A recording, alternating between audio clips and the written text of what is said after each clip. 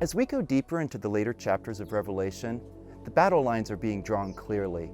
There are those who faithfully follow Christ, and there are those who follow the one who has hated Christ since the beginning of time. About that enemy in chapter 12, it appears to be a mixture of his past and his future. We see what already happened long ago, the casting down of Satan and his angels to the earth, and his long history of attacking Christ and his people. And it looks ahead to the final explosive burst of his hatred as he attempts to thwart God's purposes and destroy God's people. He's described in verse 9 as that great dragon, that serpent of old who is called the devil. He's called the one who deceives the whole world. In verse 10, he's referred to as the accuser of the brethren, who accuses them night and day. And in verse 12, it says he's coming down one final time to bring destruction on the earth. He is filled with fury, it says, because he knows he only has a short time. Chapter 13, it gets worse with the coming of the beast. The beast is given power by the devil, and the whole world is amazed at him. Of course, true followers of Jesus won't follow him, but it says the rest of the world worships him. And for 3.5 years, he openly blasphemes the name of God and wages war against God's people. Anyone who doesn't have the mark of the beast on his hand or on his forehead can't even buy and sell in the marketplace. In contrast, in chapter 14, we see Jesus, the Lamb, standing victoriously on Mount Zion with those who have been faithful to him in the face of tribulation. And they have on their foreheads not the mark of the beast, but the name of the Lamb and of his Father. Then an angel flies across the sky, preaching the gospel to the whole world. He says, "Fear God and give him glory, because the time for judgment has come." Here's the difference between these people. Those who refuse to worship the beast will suffer for a few years of tribulation, but the angel says that those who do worship the beast will suffer and be tormented forever.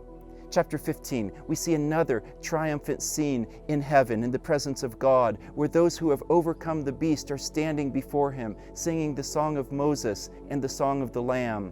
The Song of Moses is a combination of two songs from Exodus 15, celebrating God's deliverance of Israel through the Red Sea, and in Deuteronomy 32 and 33, when they're about to enter the Promised Land, where he reminds the people of God's perfect faithfulness, of his great compassion, and of the promise that one day God will do away with all of his enemies and with evil forever.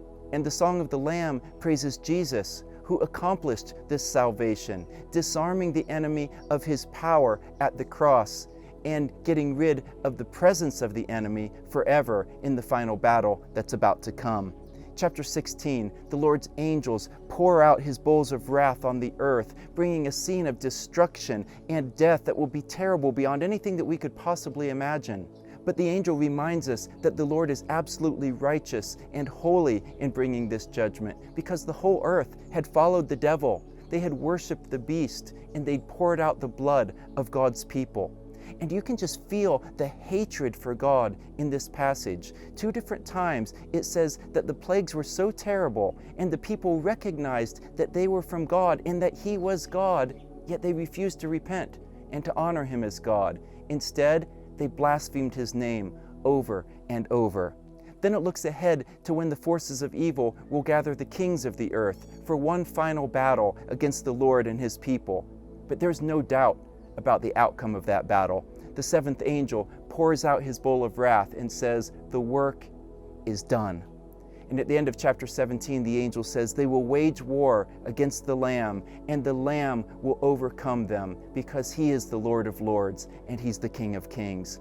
The hatred of the enemy will cause pain for a moment, but we have the assurance that those who overcome by faith in Jesus Christ will rest in the beauty of his peace, and they will walk in the fullness of his love forever and ever.